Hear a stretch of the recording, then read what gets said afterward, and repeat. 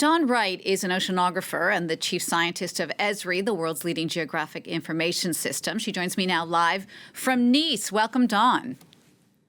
Thank you very much. Now, you are also the author of Mapping the Deep, Innovation, Exploration, and the Dive of a Lifetime, which tells your story as the first Black person ever to descend to the deepest point in the ocean. That, of course, makes you very well placed to talk to us about the ocean today, so thank you for that. I mean, you, being one of just some 30 people on Earth who've actually gone to the deepest point of the ocean, what was that experience like, and what did you see? Well, the experience was quite amazing, and it really brought home the point that the oceans are all one interconnected system.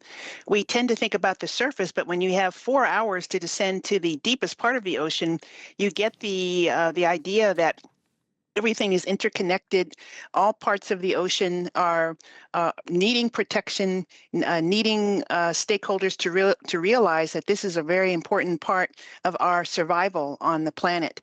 And it was a thrilling experience for me to do that, and also to be able to prototype a mapping instrument that was able to withstand the crushing pressures. So we're realizing now that we have the technology to survey and to monitor and hopefully to protect all parts of the ocean, not just the surface. Right. So you've really been a pioneer in ocean mapping. I mean, just explain to people who aren't familiar with it, why is it so crucial to conservation? It's so crucial to conservation because how are you going to protect what you don't know? How are you going to protect what you have not surveyed? It's sort of like trying to navigate the entirety of Europe or the entirety of the United States uh, in terms of an interstate highway system, and you have no idea where those roads are. You have no idea where the mountains are, where the valleys are.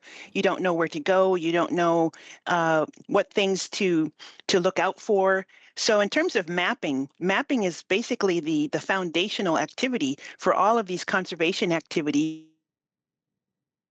It's found the jurisdiction of the high seas because we must know what the high seas are in terms of the parameters of the water, in terms of the currents, and definitely in terms of the bottom, because we only have 26.1% of the ocean floor or the seabed mapped at a high resolution that we need in order to understand these places and then take the next step to monitor and to protect. So what would those next steps be? At this point, we only have less than 3% of the ocean that's actually protected. What needs to be done next? What's next is that we need to be able to continue these activities to map these areas and to understand the biodiversity there, the structure of the seafloor, the parameters of the water. We need more time to map and to study.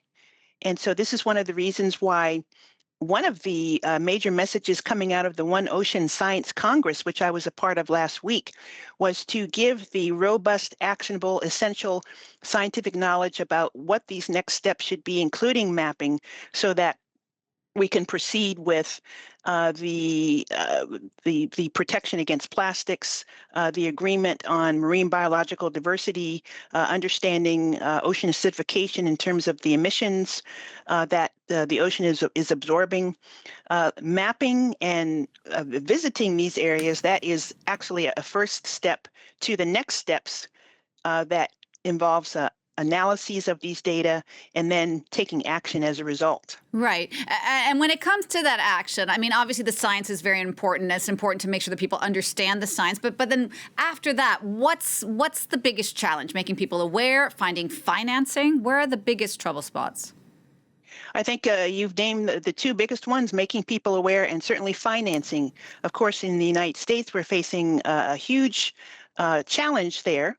But the thing that really makes people want to protect and want to embrace and want to understand these areas is our ability to communicate the wonder and the importance and the vitality of the ocean, and also the fact that if we let the ocean continue along the path that it currently is on, that is going to affect all of us no matter where we live in terms of the weather, the ability to breathe, the ability to have food, even the ability to have internet. 99% of our internet traffic is due to submarine cables that are on the ocean floor.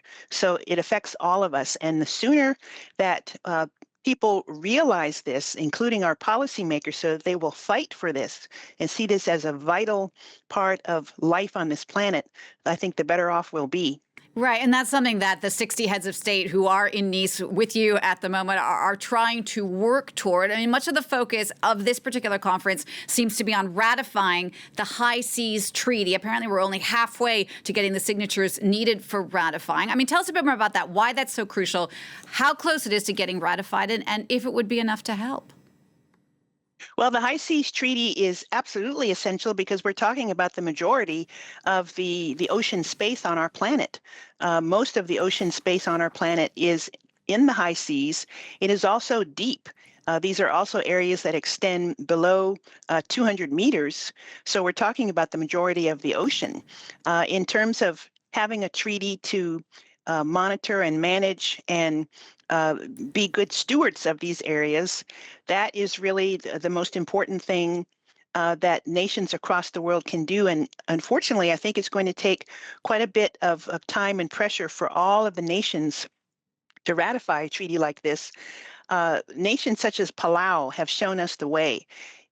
They have taken action in their own country to protect their territorial seas, their exclusive economic zones. They have shown the way in terms of how best to take actions for marine protected areas.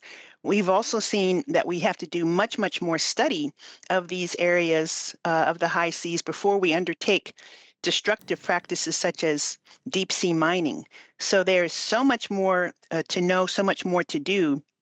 And we're hoping that the deliberations this week will be an important first step because we have got to make progress here. We do not have time to waste. And just very briefly, Dawn, before you go, here we're talking about this high-level meeting, this treaty ratified by nations. What about just typical men and women around the world? What can they do to help? Well, one of the things that's going on right now here in Nice is a beautiful exhibit called The Whale with all kinds of wonderful exhibits, movies, things and it's filled with the general public here in Nice. And so there are people of all ages here who are educating themselves and also interacting with scientists and some policymakers, a lot of nonprofits in terms of these ocean issues and learning about what's happening with plastics in the ocean, why it's important for us to reduce our emissions so that the oceans don't acidify, why reefs, of course, are important, and everybody tends to focus on reefs, but there are so many other places in the ocean that are vital to our success. And also what's going on with the technology, the wonderful mapping technology that we have, the visualizations, the things called digital twins that are complex avatars of the ocean that help us to understand, to plan, to predict, and also to just be full of wonder. Dawn, thank you so much for all of your work. Dawn Wright, there, an oceanographer, speaking to me live from the UNOC conference in Nice. Thank you so much.